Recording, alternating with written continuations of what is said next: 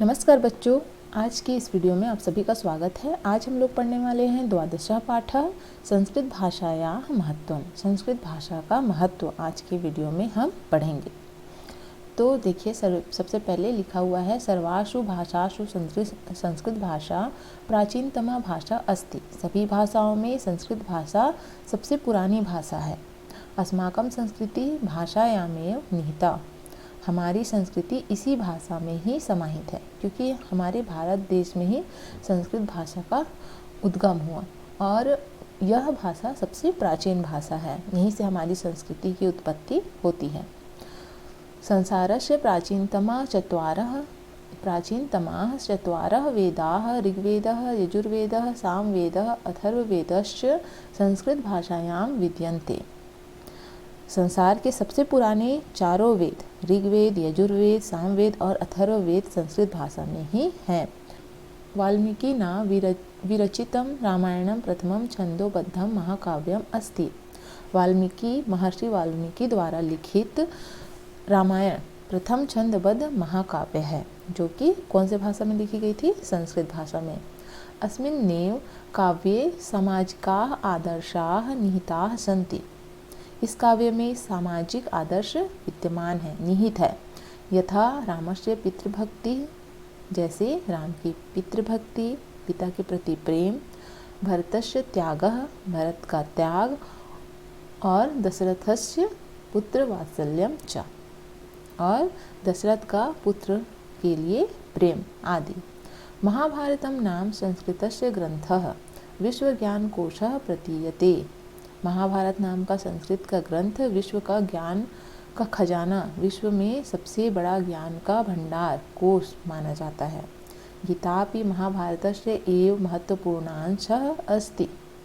गीता भी महाभारत का ही महत्वपूर्ण अंश है, जो कि संस्कृत में ही लिखा गया है।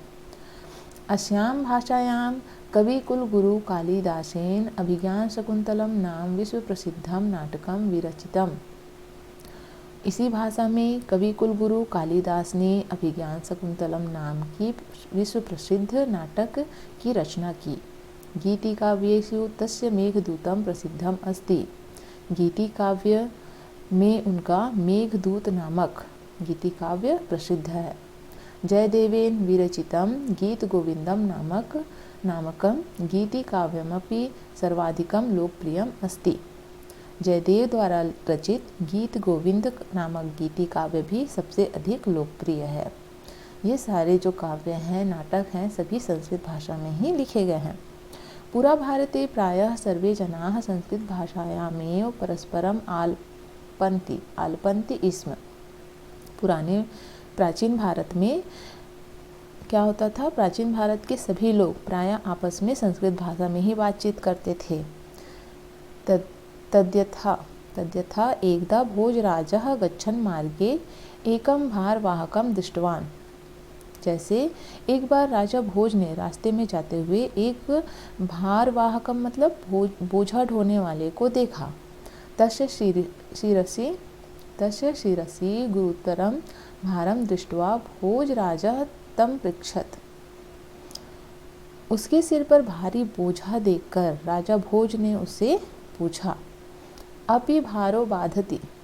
उन्होंने क्या पूछा? अपि भारो बाधाति। क्या बोझ बाधित कर रहा है? बाधित कर रहा है मतलब कि तुम्हें परेशान कर रहा है। तो भारवाहक उत्तर देता है, भारवाहकः शीघ्रमेव अवदत्। भारवाहक शीघ्र ही बोला, भारो न बाधते राजन, यथा बाधति बाधते। बोझा ढोने वाले ने कहा, हे राजन, भारो न बाधते। राजन मतलब बोझा बाधित नहीं करता है, जितना कि आपके द्वारा साधने के स्थान पर बाधित कहना। उनको बाधित के स्थान पर क्या कहना चाहिए था? साधन कहना चाहिए था। अनेन प्रतीयते यत् सामान्योऽपि जनः संस्कृत भाषां जानाति स्म। इससे प्रतीत होता है कि सामान्य लोग भी प्राचीन भारत में संस्कृत भाषा जानते थे। शनैः शनैः संस्कृत भाषायाः व्यवहारः शिथिलो अभवत्, किन्तु अद्यत्वे अपि संस्कृत कक्षासु संस्कृत भाषां जीवित भाषा रूपेण पाठ्यते।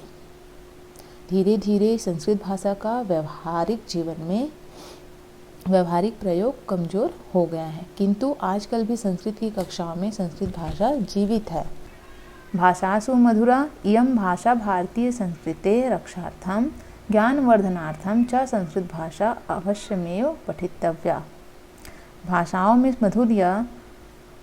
में मधुर यह संस्कृत भाषा भारतीय संस्कृति की रक्षा के लिए और ज्ञान बढ़ाने के लिए अवश्य ही पढ़नी चाहिए। अगर हमें अपनी भारतीय संस्कृति को जानना है, भारतीय इतिहास को जानना है, तो उसके प्राचीन ग्रंथों, वेदों को पढ़ना जरूरी है। तो और उन्हें पढ़ने के लिए हमें संस्कृत भाषा आनी बहुत ज़रूरी है, संस्कृत भाषा का ज्ञान होना बहुत ज़रूरी है, इसलिए हमें संस्कृत भाषा अवश्य पढ़नी चाहिए। तो यह था बच्चों हमारा आज का पाठ, संस्कृत भाषायाः महत्वम्।